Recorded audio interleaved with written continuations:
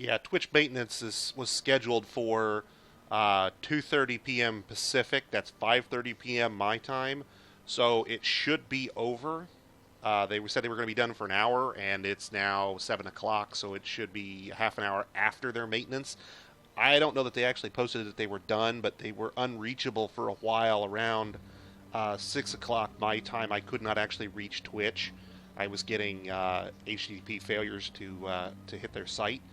Uh, Beta was up for a while with no the beta site was up with no video, and then they came back with video at about uh, 6:15. I think was when I started to notice that I could reach videos again. I believe that we are outside the maintenance window, but they haven't announced it officially, so it's possible our stream will go down. If it does, just bear with me, guys. I don't have any control over Twitch's maintenance schedule. Um, Now, last episode we talked about a few things that we haven't actually finished setting up, and some folks have reminded me about the things that we haven't actually seen to. In particular, that we have a food stockpile. I want to make sure, and we do right here, a food stockpile that's set to protect only prepared food, and I believe barrels. And we're going to use this to hold our prepared meals. And we didn't actually start our kitchen processing those, I don't think. We have render fat jobs that are kicking off automatically because I have auto kitchen set to on, but we never actually did the create lavish meal jobs. So the next thing I do is I say, hey, create lavish meals. Now let's talk about meals for just a minute. There's three basic types of meals. Easy meals require 2 ingredients, fine meals require 3 ingredients, and lavish meals require 4 ingredients. Generally speaking, if you've got the food stocks to supply them, you want to do lavish meals. There's no reason to do anything less. All of these meals are preferable to raw stuff. So, for example, a dwarf eating a plump helmet doesn't get a happy thought from it, but if he eats an easy meal that's well prepared, he gets a better happy thought. If he gets a lavish meal, it's better still. You understand how that's going to work. The goal should always be, whenever possible, you want your dwarves snacking on the finest foods and the finest little tidbits you can arrange for. All of these things stack up just like every other happy thought in the game, so getting our kitchen worker started on lavish meals immediately, we probably should have done it last time, but we'll survive. We do need to check booze, because it looks like we've got a bunch of people sitting around still drinking booze. It looks like we've got plenty, but we probably don't have a stockpile separate for it. So let's go up and look at our dining room here for a second. You'll notice I don't think I have anywhere in the fortress a stockpile specifically for drinks. Now, one of the problems with drinks is that dwarves drink at the barrel, not pick the barrel up and take it back to wherever they want to be. So what you end up with is a situation where, in order to get your dwarves drinking from some place where you want them to be doing their drinking, you have to actually build a stockpile near where you want it. In this case, actually, I want to have to change that layout because it's going to run into my lever complex now. That's not any good.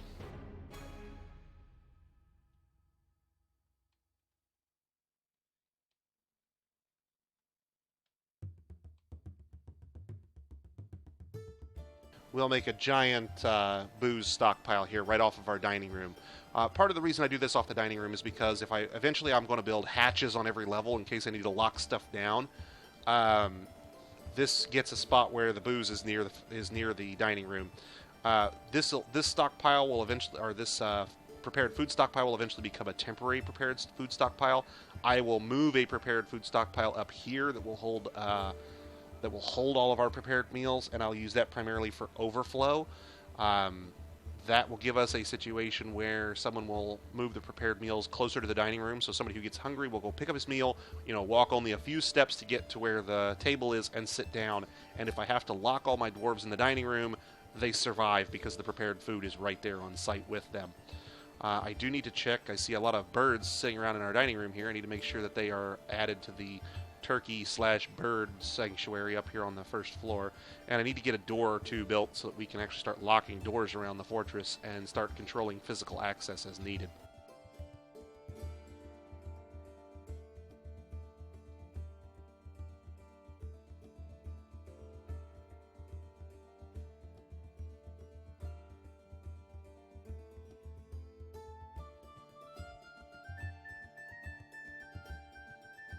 So many turkeys. that ought to give you a good idea of what I mean when I say once you get your turkeys up and running and they're all producing eggs, look at how many we're going to have, and they're all producing 10 or 15 eggs a season. You'll drown in eggs if you're not careful.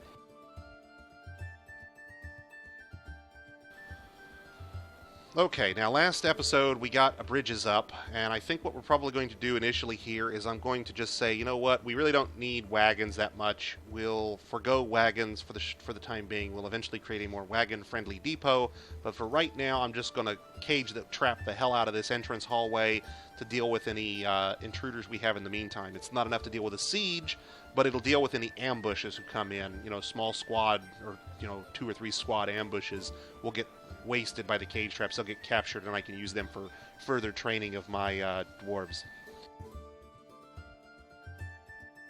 I have eggs on. Somebody asked about cooking eggs, and the answer is that eggs cooking is on by default if you don't turn it off. So my eggs are set to cook, but I don't have a stockpile set to take eggs. So yeah, at this point, all my eggs will hatch unless they've been harvested by some stockpile that I'm not aware of at the moment.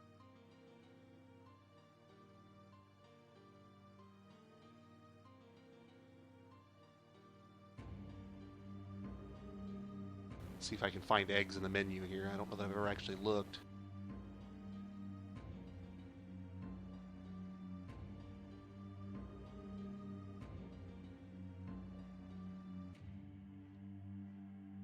Notice that the stock screen includes the eggs that are actually in the nest boxes, not just the ones that are in your stockpile. So, for example, these blue peahen eggs and these turkey eggs here, they're waiting to hatch. That's okay. That won't cause us any problems. Perfectly acceptable.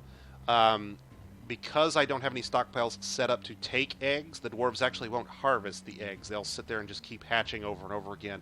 That's okay. My goal here initially is simply to get my turkey population so huge that I can go on a massive butchering rampage, produce more leather, meat, and bones than I know what to do with.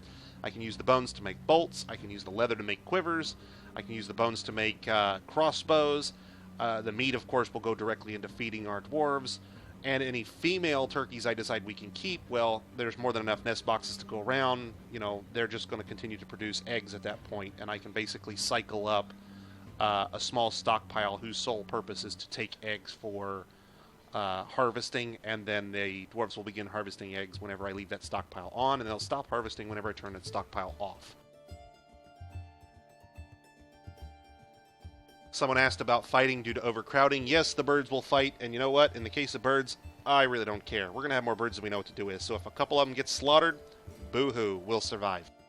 The easiest way to avoid overcrowding in the case of birds, but not in the case of grazers, is to build a cage inside their pen and then assign all the young birds to the pen. That will eliminate 99% of your fighting issue. You need 1 nest box per hen, and I only have a couple of nest boxes at the moment, but I only have a few mature hens, so it's okay. We're going to go ahead and in fact, that's a good time to introduce it. I wanted to talk about the manager. We set up these orders last time to get us the basic equipment for our Smasher squad in order to get that done ahead of our magma forging. The manager can also handle jobs for multiple industries at the same time, although he will approve the jobs in order. So he'll start, and the first job he approves will be the charcoal job, and he won't get to these other jobs down here, won't be added until these things get validated, even if they're from a separate industry. So, for example,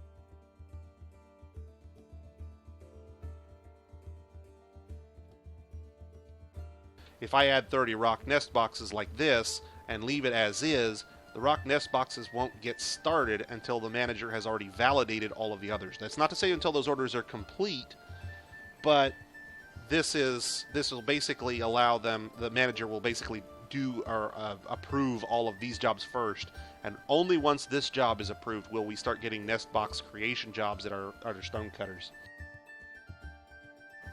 Yeah, this is definitely not free-range poultry here. No, this is definitely cage-raised, animal slavery, meat is murder, and it tastes awesome kind of poultry raising. Frankly, once I get my turkey population up to a certain point, I could turn off my farms except for their booze production purpose, and turn off all animal butchering other than birds, and I can basically run my fortress on turkeys and ducks. Um, the birds are set right now to just wildly populate as fast as you can imagine. I want to say they'll produce like a clutch per season. Um, and at a clutch per season, you're looking at 4 clutches a year.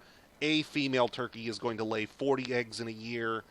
If half of those are females, 2 years after she lays her first set of clutches, you're going to end up with 20 new additional mature hens, each of which will produce 40 eggs a year. You see where that's going pretty quick. Now, not all the birds are as productive as turkeys, but a lot of them actually mature more quickly. Turkeys are the slowest maturing bird because they take about 2 years to grow up, whereas peacocks, I think, for example, take 1 year or a year and a half or something. So they actually become mature more quickly. So you can actually ramp your egg production up more quickly with those, despite the smaller clutch sizes, simply because they get onto the job of producing more turkeys or more birds faster.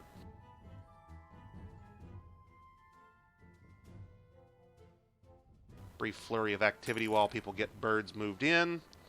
Let's go back upstairs. We need to get our cage traps built. Let's go ahead and queue up some additional orders here for that.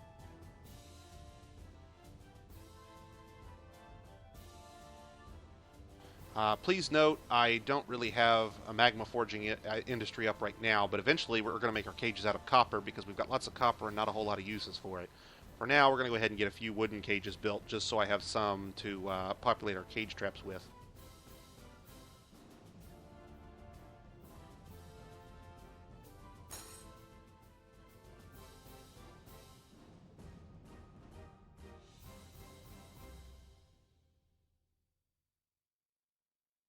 Notice all the military people who aren't doing anything military related are busy moving stuff from our depot down into the stockpiles, which is great. That's perfect. We want them busy doing that.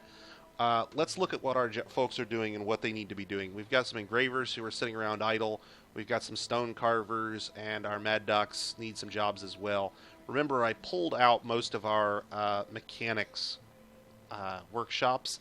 I have several doctors at this point, and I use my doctors when they're not busy treating patients to create mechanisms and load traps with new and deadly experiments. We probably need to start talking about getting some mechanics up and running in an empty room of their own so I can get them producing en masse.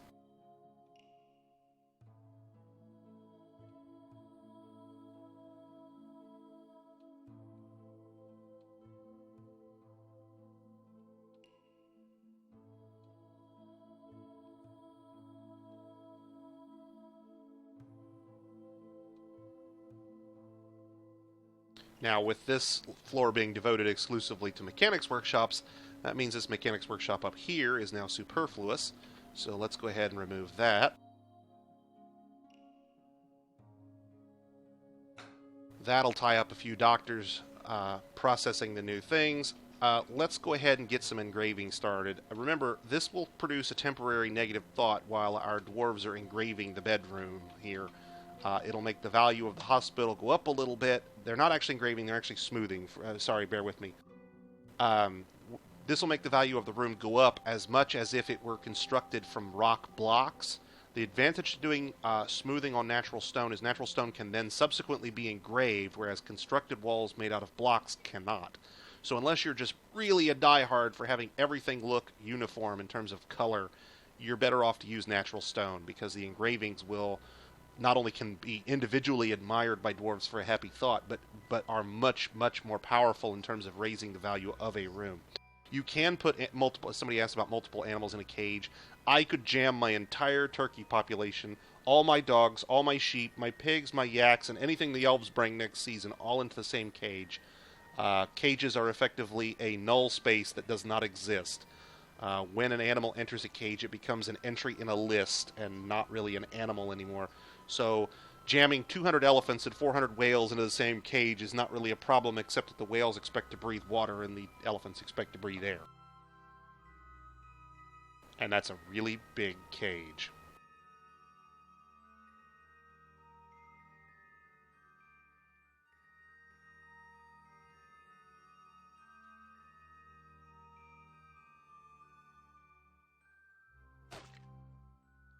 Now remember, we've got a fairly highly skilled engraver, so you'll see this engraving job. There's going to be one of our guys that's kind of sitting there on one tile for a while, and the other guy's going to go absolutely berserk and just start engraving everything in sight. Engraving is one of those jobs that has both a quality modifier and a speed improvement as they get better. Somebody asked about moods. When a mood happens, what workshop do they pick? There's an easy way to predict that, actually. It's very easy to control what moods your dwarves get. Let's look at our dwarves here in Dwarf Therapist for just a minute. Let's look at our carpenter. Our carpenter has well, no, he's not a good choice because he doesn't have multiple skills. Let's look at this stonecrafter right here. That's a better choice. He's got 3 moodable skills. He's got stone carving over here, stone crafting over here. He's got masonry here, and he's got mining here. All 3 of those are moodable skills. He could theoretically mood any one of them. The way you determine which one he will mood is by which one is highest.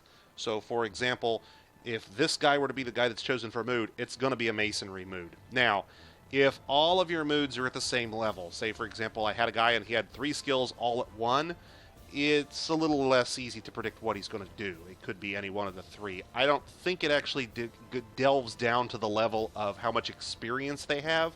I think it simply goes off of what skill level they are. So if he had 3 skills at 8, for example, I think you're back to random roll of the dice. Some skills you do need to watch out for are tanning. Tanning you wouldn't think is a moodable skill, but it actually is. It will make them into a legendary tanner, not into a legendary leather worker. Be wary of having too many dwarves tan hides. One trick you can do, not that it will do any good right now because we don't have anybody, but there's a DF hack plugin for that, and I love the DF hack plugin.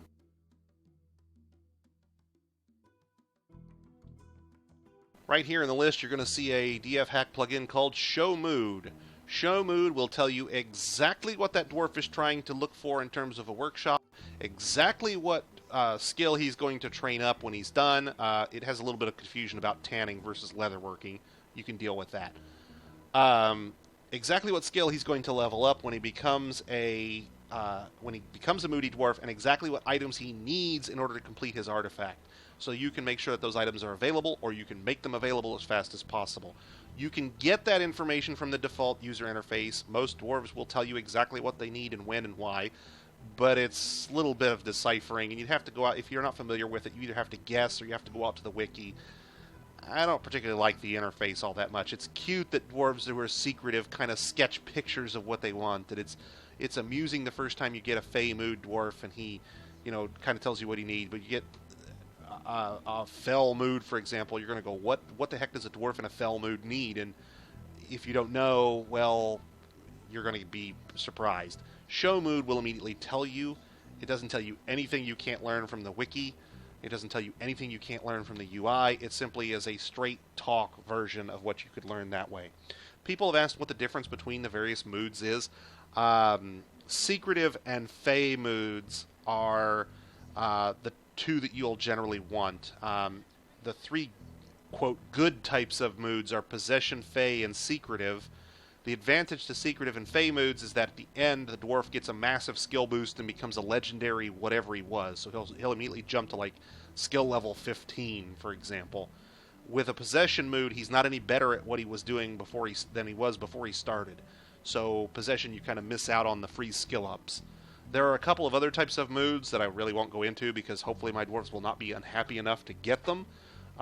Fey and Macabre moods Fell and Macabre moods can result in dwarves that use other dwarves as the materials for their mood. If you're interested in Fell and Macabre moods, you have to keep your dwarves on that crucial cusp of unhappiness right down here in the bottom end, where a little bit more and they go completely berserk, and a little bit less and they're not deep enough to get into a Fell or Macabre mood. So you have to keep your dwarves in that range right about there in order to trigger those moods. Fey, Secretive, and Possessed moods pretty much cover the upper end. It's not any better in terms of moods to have ecstatic dwarves mooding versus happy dwarves. It's still the top 3 types of moods, and it's randomly determined. There's no way to avoid possessions, for example, and thereby capitalize on the free skill ups more readily. You just have to accept what you're given. Let's take a look. We've got a lot of idlers just floating around here and see what we've got that we can get people doing. We probably can go out and get some more wood cutting done. Our Mad Docs need mechanisms jobs. Let's make sure our manager is actually doing what we told him to do here. It doesn't look like he's approving anything. Let's see what he's up to. Our manager is currently assigned to be Tossid, and what is Tossid doing? Tossid is managing work orders slowly. As you can see, Tossid is at his desk right now, managing his work orders. I can't remember if we made this his desk or this his desk, but one of these guys is Tossid, and the other guy's our record keeper. Once he has sat there long enough, he will get skill ups in organizing, and he will approve jobs more quickly as his organizing skill improves. Let's see, organizer. He does not yet have any skill ups. He hasn't worked very long. We've got the game on pause, so he's not actually gaining any XP. Let's unpause it and let him get to work.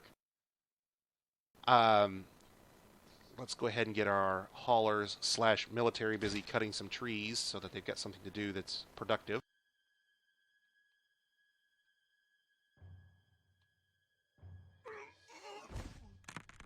That sound you hear is a leopard being pummeled by one of our hunters. Let's see, the leopard is right there at where the X is. And there's our hunter standing a few squares away, firing crossbow bolts into him over and over again and not killing him due to his low skill.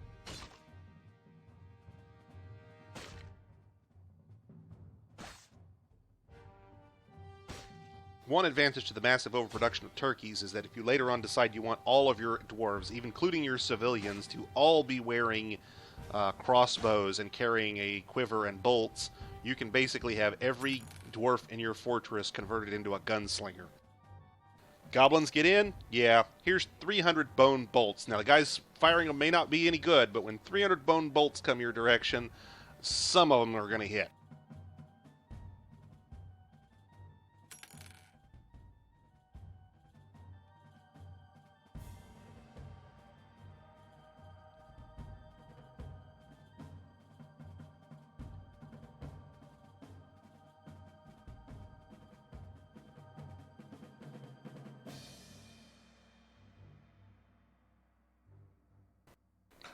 Yeah, now, having, unskilled but highly numerous crossbow dwarves is useful. Having unskilled but, highly numerous melee dwarves, not so much. There's a lot more risk to engaging at close range for obvious reasons. And while your civilians can, usually plug a kobold thief, for example, at 20 paces eventually when there's enough of them, when it's a goblin siege coming across and those lashers start getting into melee range, your unskilled dwarven pseudo-militia there is going to suffer some significant losses pretty quickly. Now, at this point, you'll notice that the manager has started validating work orders, and he's gotten all the way down to the nest boxes, but hasn't actually started creating the additional wooden cages or mechanisms. What we would look at right now is if I were to go and look in my stone carving workshop, my craft dwarf workshop, I would find rock nest box jobs created. The dwarves have already started using up the wood logs that we are bringing in for charcoal. That'll produce charcoal bars that our smelters can then use to produce the ores, or to take the ores and make them into bars. We may not have any iron ores, actually. I'm looking down through our fortress here, and it doesn't look like we've actually penetrated at any point a vein of iron. So this is a fantastic time for me to demonstrate some of the other tools you can use when you're looking for ores. We used Reveal early on, and we know that there's some ore somewhere, on this map, on this level. So let's go ahead and we'll just dig straight down to the bottom of the map, a nice long pilot hallway. The purpose of this hallway is not to do anything productive per se. It's simply a test hole that we're using to find any ore veins that may be in the area. Typically, since I'm doing this as a sort of central staircase kind of layout, I'll dig pilot holes in all 4 directions and then dig the veins out along those hallways as we encounter them.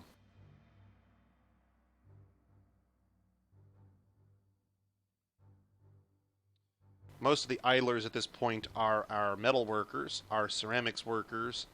We've got a couple of our gatherer needs something to do. Let's get him cleaning up our pastures.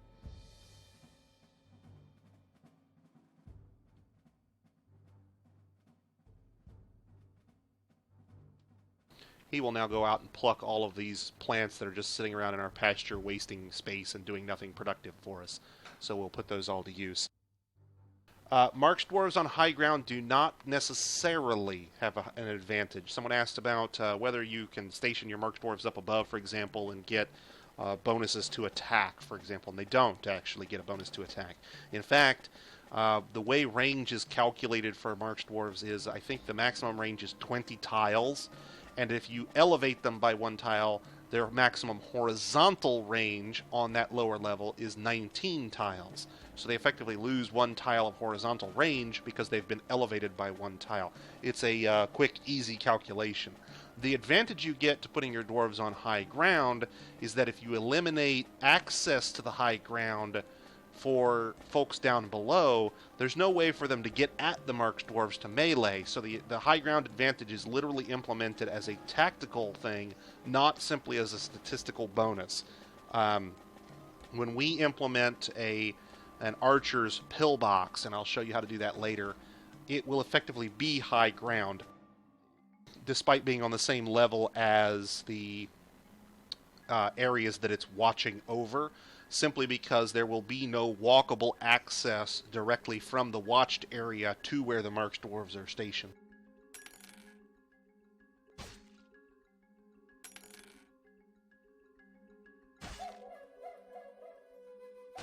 And that wooden cage job is done, so at this point our Mad Docs should be finishing up with getting our cages installed.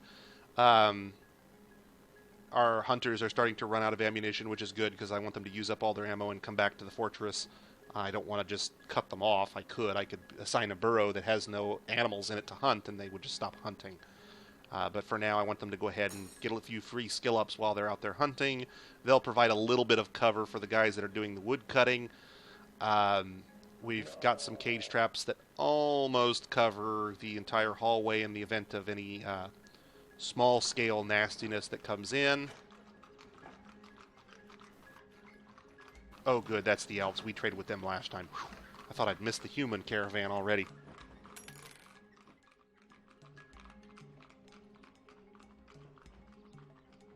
For those of you who weren't watching when I built the traps, cage traps and weapon traps just require a mechanism and then the appropriate item to load them. A cage in the case of cage traps, and 1 or up to 10 weapons in the case of weapon traps.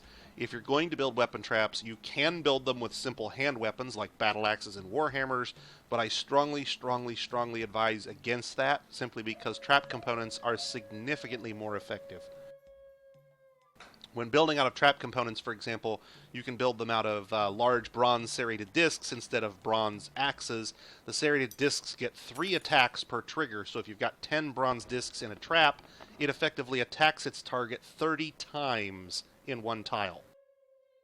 Needless to say, since the hit distribution is random, goblins who come in and aren't completely armored stand a good chance of having a bronze disc impact some non-armored area with predictable consequences.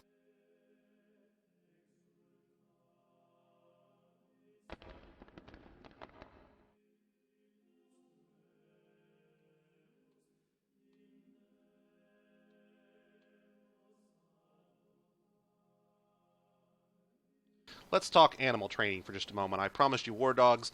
Animal training is a simple matter of having a pasture, marking it for training, and then setting someone to do the training and setting the animals to be trained. So, for example, right now I've got an animal training pasture created where all our dogs are stationed right now.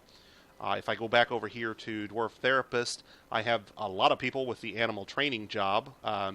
Skill in this case is purely a speed benefit, and this is one of those things where I can have 20 people do the job, so there's really no point in having one really highly skilled trainer if I can have 20 people doing the job for me. We will go ahead and then go into the animals subsection of the main menu, and in here we will mark our dogs all to be trained as war dogs. So all of our dogs and anything else that just happens to be war dog trainable, I'll go ahead and mark. Note you cannot war dog train puppies.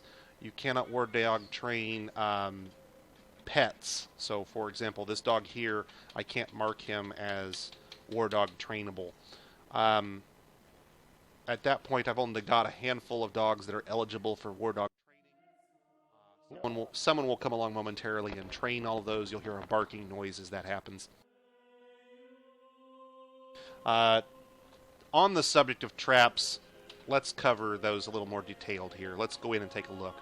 There are 3 types of traps, and then there's a 4th semi sort of trap called an upright spear trap, which I'll get to in just a moment. Of the 3 types of traps, stonefall traps are for lulz. If you're just looking to drop rocks on things for fun and not for effectiveness, stonefall traps are your gig. Stonefall traps are highly unlikely to cause a fatality.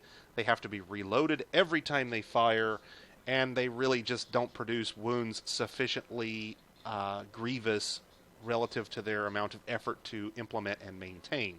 However, you could implement stonefall traps, for example, all over your fortress in the event of a berserk dwarf. I'm not really sure why you'd bother, frankly. I'd just do it with cage traps. The 2 types of traps that you'll use most often for most critters are weapon traps and cage traps, and the difference between them is primarily, do you want it dead or do you want it alive? Cage traps will capture their targets alive. They can be subsequently turned loose in an arena. For example, you could capture a minotaur and then set it loose in a maze and then feed it goblin prisoners. Weapon traps will make things dead. And depending on how many weapons and what type of weapons you implement, they can be very dead, they can be in parts dead, they can be crushed flat dead, and so forth.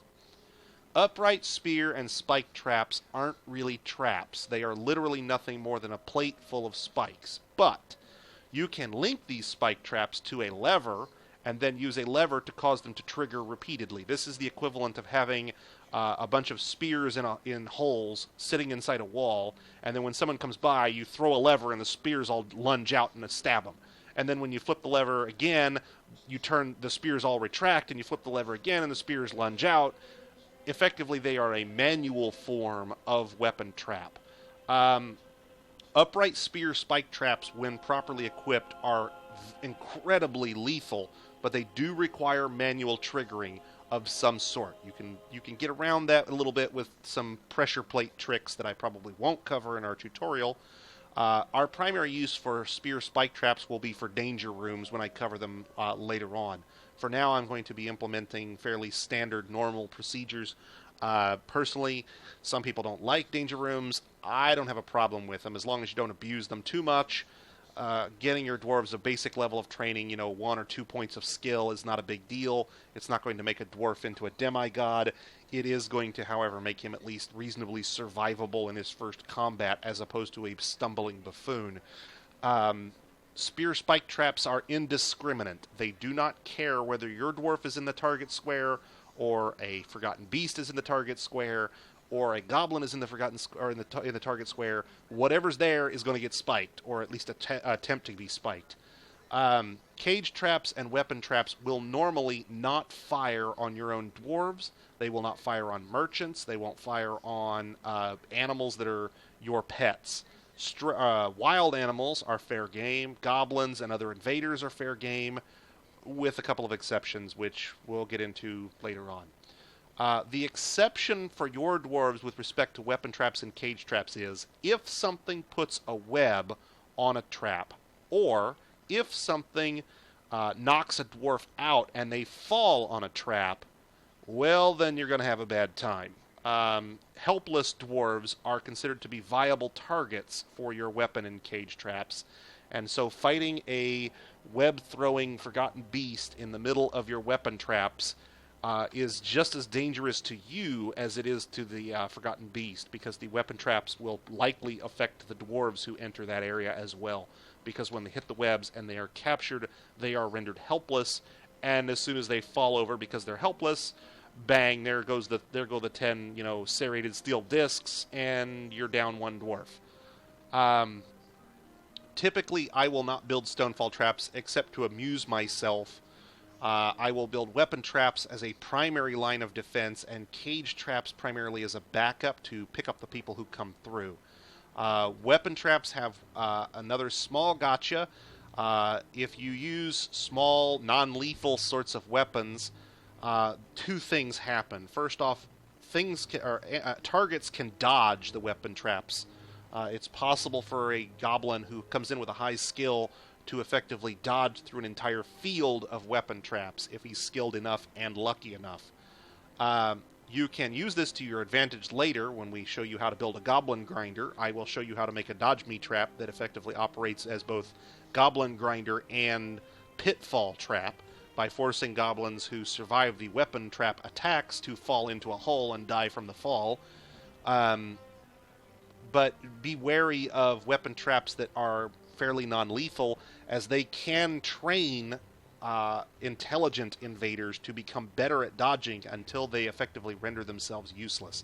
So, say for example, I created a set of weapon traps populated with nothing but wooden training spears, which are not particularly lethal, and I had a goblin run through the weapon traps over and over again. If the goblin was reasonably well armored, reasonably skilled at dodging, but not a total demon about it, and then forced him through that row of weapon traps over and over and over again, he's likely to end up as a Grandmaster Dodger. And then if I let him loose on a regular field of steel weapon traps, there's a good chance he gets through a good number of them before any of them make contact with him, simply because he can dodge them all.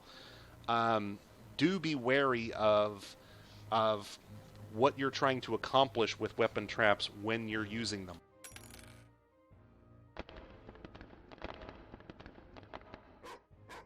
And that barking noise symbolizes that we've got our first war dog. Yay, war dogs!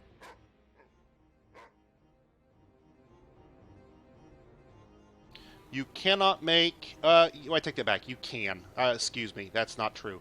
You can make an arrow or bolt shooting trap by loading crossbows into a weapon trap. That's the good news. The bad news is it's like a stonefall trap, except you have to load it 10 times.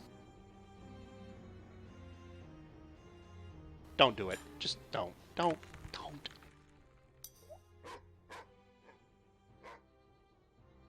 Notice the damp stone here is caused by the pond one level up. That star-shaped symbol there, that's iron ore. So we've discovered iron ore. There's some iron ore there. There's some copper here. Iron there. We can go ahead and start using one of the other handy tools that DF Hack provides called Dig V. Dig V will automatically flag a vein of the same stone for digging. In this case, I care about this iron, so I'm going to set my cursor on, I'm going to turn it on for digging, and then I'm going to go over here. Oh, excuse me, I'm going to do one other thing first. First, I'm going to set up a hotkey.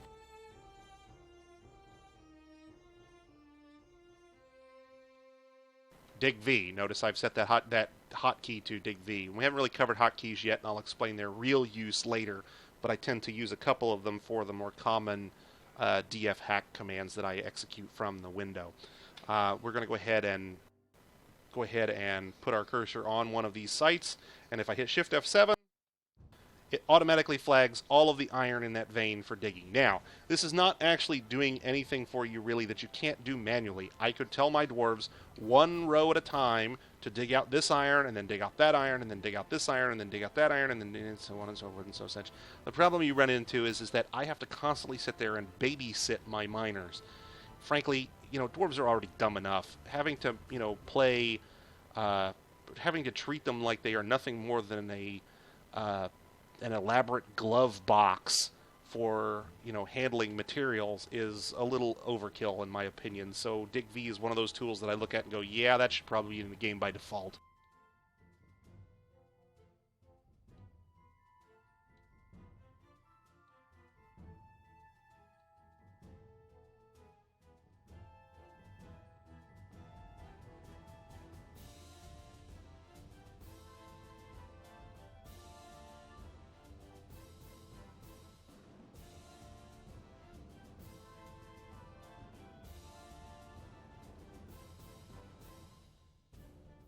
Okay, and now what will happen is my miners will go along and you'll see them just like I was doing a normal digging designation. The only difference is they will literally follow the path of the vein.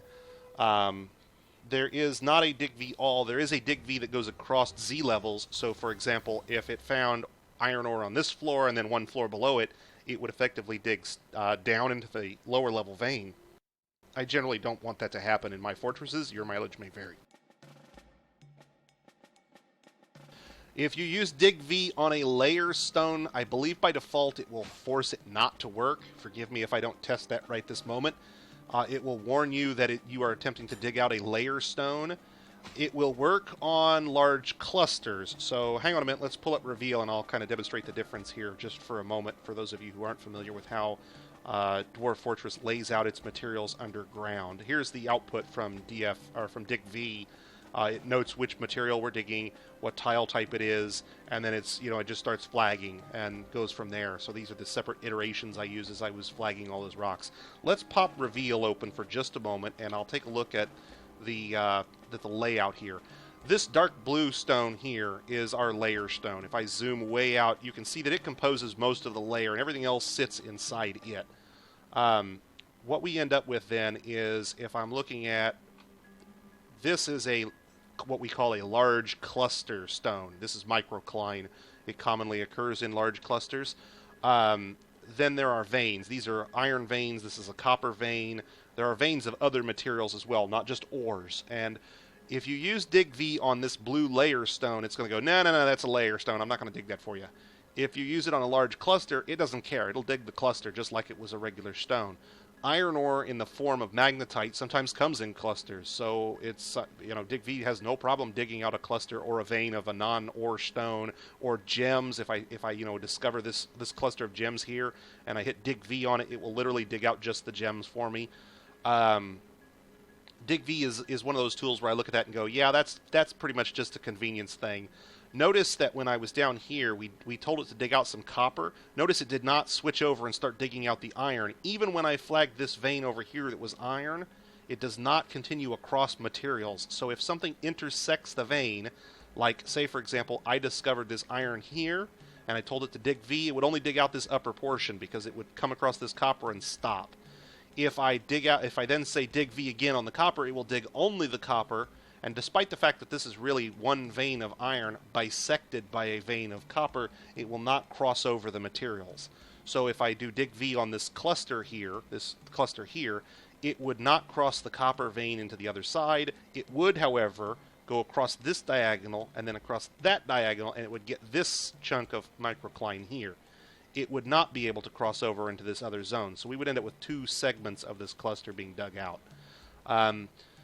Stones that are only connected by diagonals are fair game. Stones that skip over even a single tile are effectively not dug. So DigV will not do anything unusual with respect to mapping your world for you. All it really does is automatically flag the veins for you.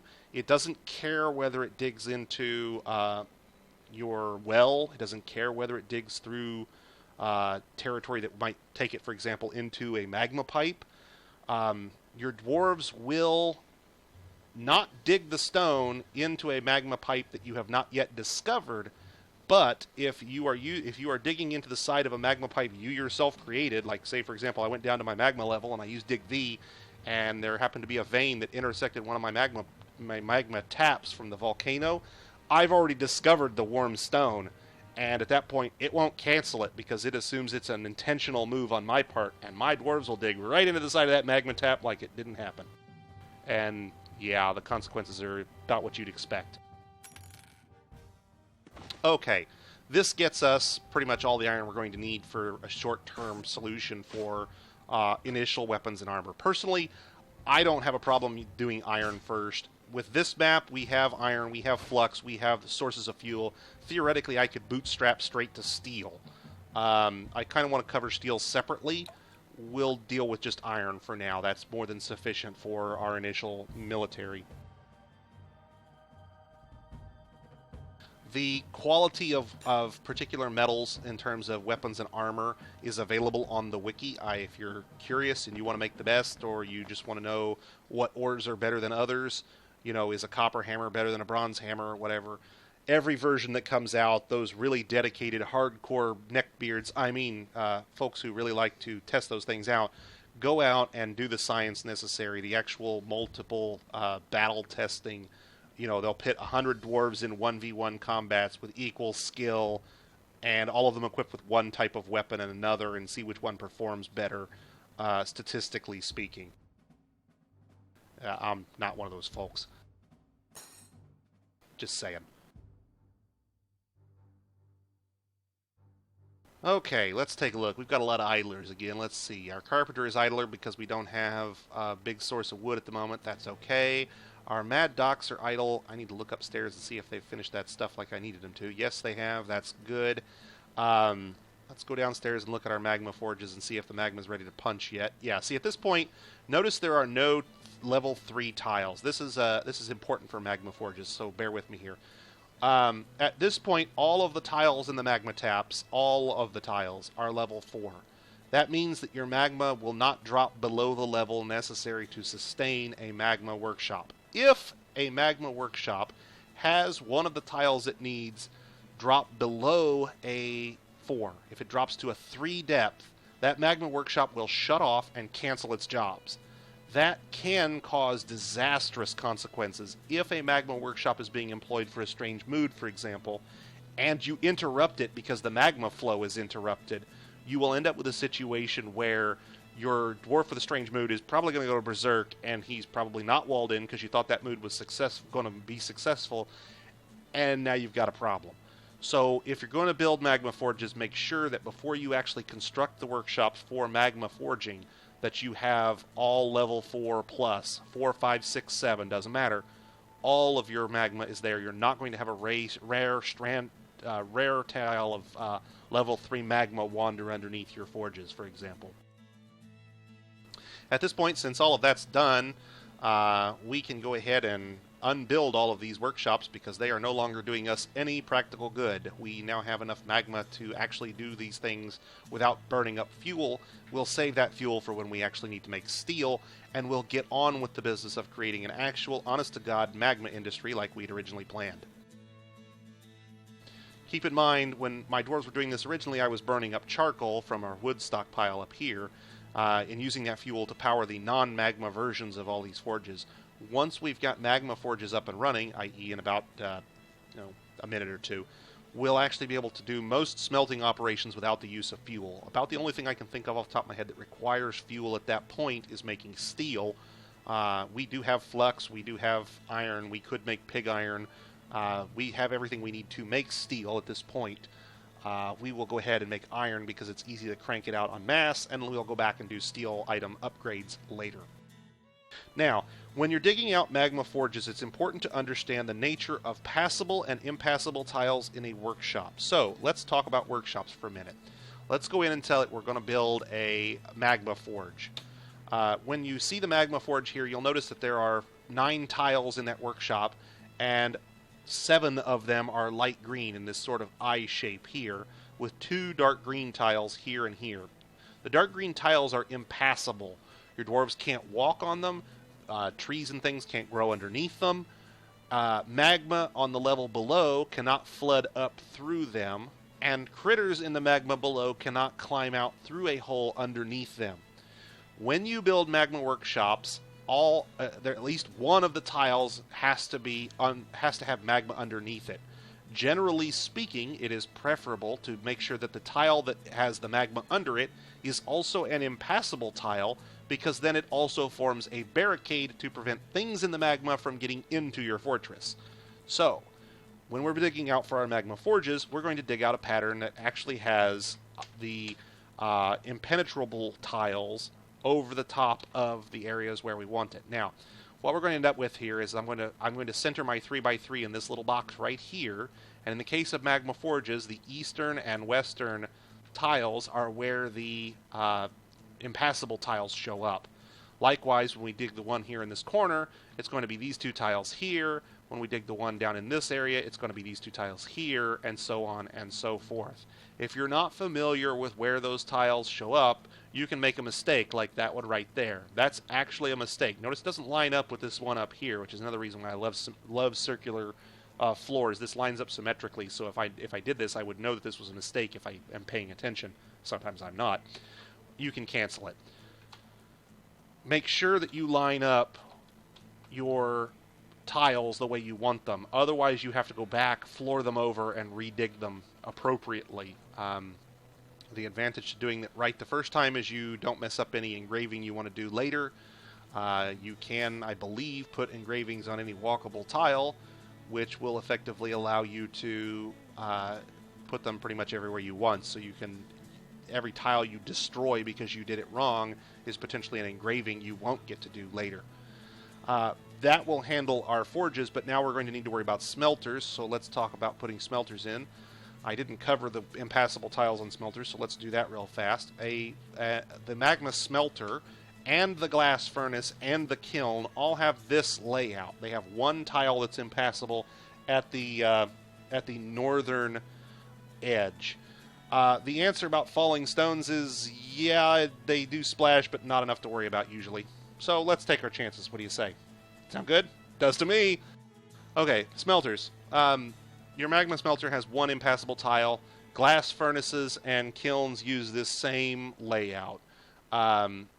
So you'll have one impassable... if I put this magma forge here, you'll have the one impassable tile to deal with. So we end up with a pattern that looks kind of like this.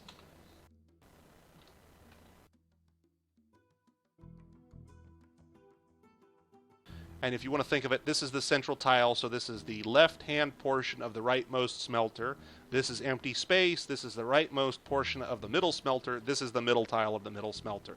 And basically you can go down the same way. Middle tile, bottom tile, empty tile, top tile.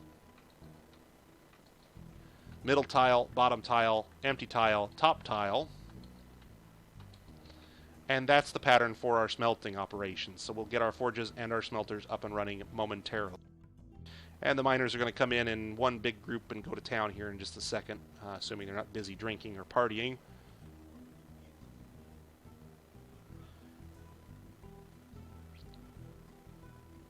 And they'll just go absolutely berserk digging those things out for us, and then we'll get started creating all of the magma forging operations we care about. Notice none of the splashes actually emerged up here. If you drop a stone into the magma, I don't think normally it will splash, but I have had cases where I had magma get onto my dwarves and couldn't explain it. If you do it, you're taking your chances. If you're worried about it, move the stones off the area you're going to dig first. With this dug out now, we now have the area to build magma forges. We'll build those over these paired tiles down here in this main area. I have enough to do 2 of them. Notice that iron bars are in fact magma safe. Don't ask me why. Welcome to Dwarf Fortress. You can build your forges out of the iron bars that I smelted earlier if I was so inclined. I'm not sure why you'd necessarily do it. It seems like a really extravagant waste of iron to me, but whatever works for you. Let's go ahead and get magma smelters up and running as well. And then we'll talk about melting items. Remember earlier we killed a kobold on the surface and he had that dagger, and we kind of like that dagger, but, you know, it's just a dagger. You know, wouldn't we rather have an axe or a hammer? And the answer is yes, we would, and we can. And the way you get around that is by melting items down in your smelters. You are effectively going to smelt them back into their base components. Now, in most cases, you get less out of the item than it took to make the item. So it's not an efficient way to produce metal unless you're just getting your items either for free from, say, for example, goblins and kobolds, or if you're simply importing a lot of crap that you don't care about, like steel puzzle boxes, and then using those things to be melted down for purposes of creating steel directly from the items. Using it as an actual primary source is not generally viable. It's simply an add-on to an existing source unless you cannot get that metal yourself, or you employ a couple of the raw tricks.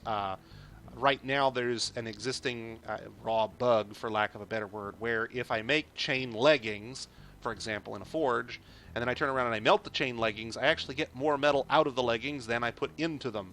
So a cycle of creating leggings and melting leggings and creating leggings and melting leggings effectively gets me an infinite supply of metal, as long as I don't use it all up before my leggings are created. You can use or abuse or not use as you see fit that trick. There are a few other items. I want to say someone mentioned giant axe blades, which is a trap component. If you want to do that as well, that effectively gives you a way not only to create infinite metal, but also to get skill ups, grind skill effectively for your weaponsmiths and armor smiths. Because by definition, every time they create leggings, you're getting armor smithing experience. And every time they create a giant axe blade, you're getting experience from the weaponsmithing. you can use the infinite metal to then turn around and grind other skills like blacksmithing or metal crafting, and thereby improve those as well.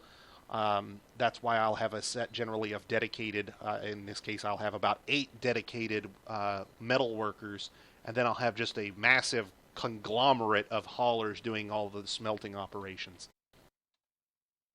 Now, it'll take a moment for our masons to come along, presumably, and get this stuff up and running, but did I leave all my masons? Did I leave all these folks doing masonry from the wall gig?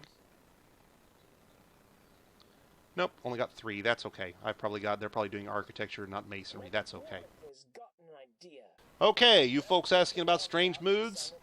Here we go. This is a secretive mood. He has withdrawn from society. Let's keep an eye on him and see what he does.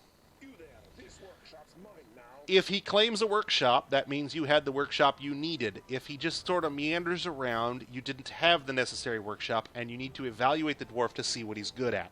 However, since he's swiped a crafts dwarf's workshop, I kind of have an idea of what his skill is going to be, at least in general. It'll be one of the light blue crafting skills in Therapist. If I hit read dwarves right now, I'm going to find that one of these guys has the little special mood icon. That's this guy right here. And if I go over to a craft dwarf workshop, I should be able to figure out, hopefully, what his skill is. Since he doesn't have a skill at all, he has no moodable skills at all, he will become some sort of random craft dwarf, something in this category here. I don't have a whole lot of control over what he becomes because he didn't have any highest skills, so it will randomly select one for me. Let's, before he gets too far, let's query him here. If I hit Q and I go to his workshop, it will tell me that he's claimed that workshop and he's, going to town there.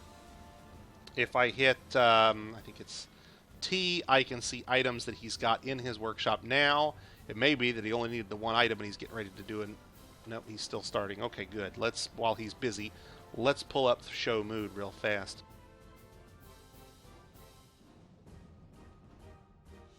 Okay, so Show Mood tells me that this guy is going to become a stone crafter, and since it's a secretive mood, he gets the skill up, so he'll become a legendary stone crafter. Has already claimed her workshop, and she wants the following items. 1 type of item, rock boulder, quantity 3, 2 of them have already been retrieved. At this point, I've got plenty of boulders sitting around, so I'm reasonably certain I have no problems finding 3 boulders. The successful start of the mood will begin here momentarily, with that little Metroid power-up sound that I love so much. Awesome. At this point, that person will go ahead and begin their strange mood. Now, so long as nothing interrupts her, so no goblin attacks, no animals get in, nothing downstairs in the area where that dwarf is to scare them out of their job, so long as their mood doesn't break in the middle of a job, they will complete that job, and they will work until they finish. Once they finish, they will gain the skill up, they will immediately move to ecstatic, and they will be marked as having created an artifact. Depending on what artifact we get out of this, it may or may not be particularly useful to us. But this is a good time to talk about what we were going to do earlier. I said I was going to create a vault. I wasn't kidding. Let's talk about the vault. A vault is not a necessary room. You don't need to have a vault. It's just one of those aesthetic things. I frankly don't see why dwarves wouldn't have a vault. Let's see, that's 8 by 8, so I need 2 on either side. There's 11 by 11. That's perfectly sized for a vault. We can go ahead and do some security features as well. Let's do that.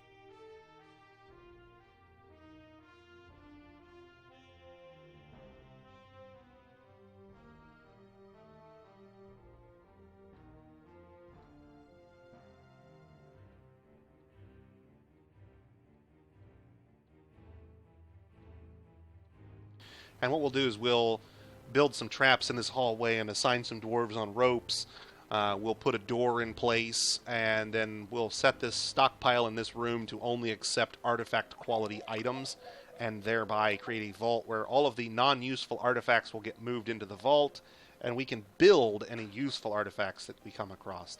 So depending on what we get out of this strange mood, we may or may not be ready to make better use of it. Now, let's go back down and look at our magma workshops here again. We've got all these dwarves hauling boulders to all of these different magma smelters, and boulders are heavy and they take a long time, so this is not really an ideal situation. What we really want is to have a situation where people are bringing the boulders directly to the workshops, and then the people who are doing the work are actually doing the work. So let's change our settings. Let's enable stone. We'll only use metal and other types of stone. I think other types of and we'll enable multiple types as well.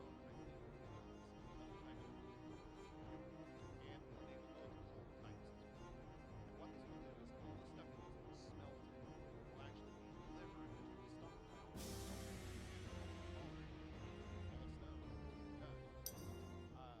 stone is done. Even if it's not being used, even if they're not doing the smelting. Now, in order to limit how many wheelbarrows make free more room for the hauling, but they'll do the hauling faster because they're using wheelbarrows to offset the weight. See, here comes this guy carrying boulders in. See how slow they're moving? Yeah. Oh, damn, I keep forgetting to hit the push to talk to you guys. Sorry about that. This stockpile here is a stone stockpile that we're creating to move the iron ores and coal into the area with our smelters. You saw these dwarves carrying the boulders in, and they're moving really slow. Boulders are heavy. Wheelbarrows allow them to offset the weight of the boulders and move stuff more quickly, but they also limit the number of haulers who will be assigned to move boulders into the stockpile. At this point, only three haulers will be assigned to moving boulders into the smelting stockpile, and the smelters will then only have to move a couple of steps to pick them up. So my smelters will actually be picking them up probably faster than they're being supplied. However, at some point, the number of smelting jobs I'm running runs out, and the haulers will keep stockpiling stones, and they'll do so more quickly because they're using wheelbarrows. Once the smelting jobs are finished, we have bars, and bars I typically move to a stockpile around our forges where they will be employed. So our forge masters who are building weapons and armor, for example, are only moving a square or two to pick up a bar and then move right back to their forges to make something with it.